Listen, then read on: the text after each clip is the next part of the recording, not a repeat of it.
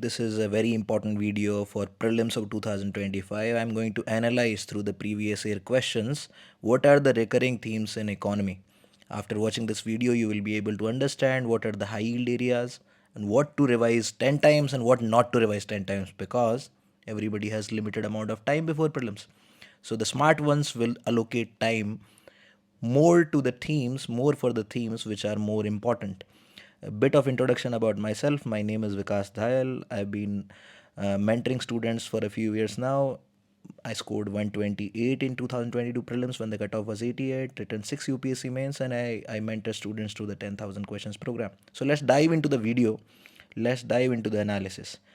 So you can see here in this particular table that I've divided the topics of UPSC economy questions. There are about 15 questions every year that you will see in the UPSC prelims paper.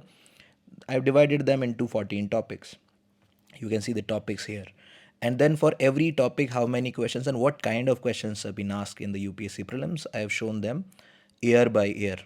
So, what is the analysis that we can reach to after seeing this? So, first of all, there are certain topics in our economy books. It can be any static book or any static source that you read.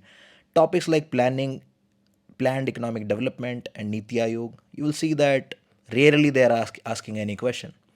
Only in 2019, we saw a very basic question of 5 year plans, and we spent a lot of time in this particular topic, and it is a very difficult topic for most of the people. Similarly, the topic of infrastructure, you will see a lot of literature written on this particular topic, and only one question in 2020 which was related to INVITs and not any other question. Similarly, the topic of poverty, a lot of literature in every book related to this topic, and you'll see that only two questions asked in 2019 and not any other question in the subsequent years. While there is one topic which is taxation, you will see there is no single question asked in the last 5 years from this topic, which is a revelation. So probably on these particular topics, you should be spending less time. Similarly, there are some topics which are mentioned in the beginning of your books. So, which is the basics of economy. You saw one question related to primary, secondary, and tertiary activities in 2024, and no other question. 2022-20, there was a basic commonsensical question of trends in economy after 1991. Similarly, the topic on economic growth, it's also one topic when you start reading your economy, probably spend a lot of time here because it is given in the beginning of the book. So you spend a lot of time there and you get stuck, probably spend 2 days there. But you see the questions that are asked from it are very basic and very commonsensical in nature. You probably do not need to spend a lot of time there. Now juxtapose it to the other topics which are color coded. The topic of monetary and credit policy, money market and capital markets in India, instruments and dynamics of stock market.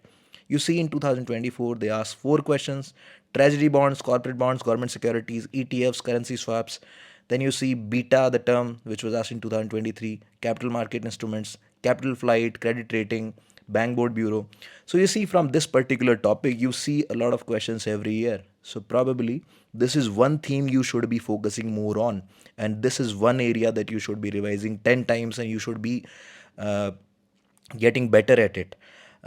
You should be practicing more and more questions, all kinds of questions possible from this particular thing. That's what I try to do in the 10,000 questions program, which I've divided according to the importance of themes. More questions are being asked from the themes which are more important, right? You can join it by texting on the CSE Topper helpline on Telegram. Look at inflation concepts, facts, and policy. In this particular theme, you see that five questions in 2021 that you saw: money multiplier, demand pull inflation, recession, inflation basics, what is more inflationary. So basic understanding of inflation was asked. You can download the PDF on my Telegram channel. I'll post it there, and basically use it. It will be very important for you. In 2022 they asked two questions. In 2020 they asked two questions. So this is also one important area. Banking system in India, it is very important. Two questions, NBFCs, and you often see a question related to who regulates, whether SEBI regulates or RBI regulates certain institutions. There was a question on sterilization, Sarfasi Act, central bank basic question, priority sector lending, digital currencies. and every year you see questions coming from this theme. So ideally, what my analysis says, that you should not be beginning reading your economy for revising for prelims right from the start. You should be spending more time on these five chapters, 5 or 6 chapters: inflation, banking system in India, balance of payments, from where you'll see one question every year, and it's a very easy question to cover.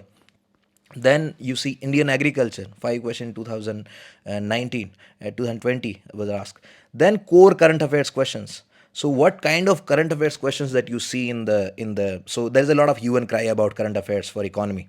If you look at the questions, greenfield projects, a basic question regarding, like, there are some certain airports that were there in the news, and which were the greenfield and which were not. So you did not see them covered in any of the magazines, but probably if you were reading the newspaper correct, you will be probably able to solve it. Digital land records, Venezuela crisis, digital rupee and syndicate lending. Digital rupee was a commonsensical question. Venezuela crisis was a commonsensical question. 15 Finance Commission, commonsensical question. This S3I was one topic probably you could not have done from any source. Stability and Growth Pact of European Union, very difficult question. If you were reading the newspaper, probably you could do it, but very difficult. MSME categorization, newspaper could have done it. Digital currencies, very commonsensical, newspaper could have done it. Vietnam's rise and economic strengths, this is very commonsensical. If you read the newspaper, you know how and why Vietnam is becoming a economic giant in the Southeast Asia. Then non-fungible tokens, given in the current affairs magazines and at the same time in the newspaper. Foreign owned e-commerce firms, water credit, casual workers. So if you look at the current affairs, core current affairs questions, you will see about 5 questions out of the 15. Sometimes 3 questions, sometimes 2 questions, sometimes only one question. But they are more based on the commonsensical knowledge of current affairs and based on the knowledge of newspaper. So this analysis you should keep in mind while reading and revising your economy. And similar analysis I will post, and in a detailed format, if you like this video, a question by question analysis I'll post on my YouTube. You can join my 10,000 questions program for prelims, beginning from 7th of February. When I'm recording this, it is 2 days away from the first batch starting. You can see many testimonials. To rank 201 enrolled into this program last year, also rank 229 enrolled into this program and got success. So thank you so much. If you like this video, then I'll make more such videos. Thank you.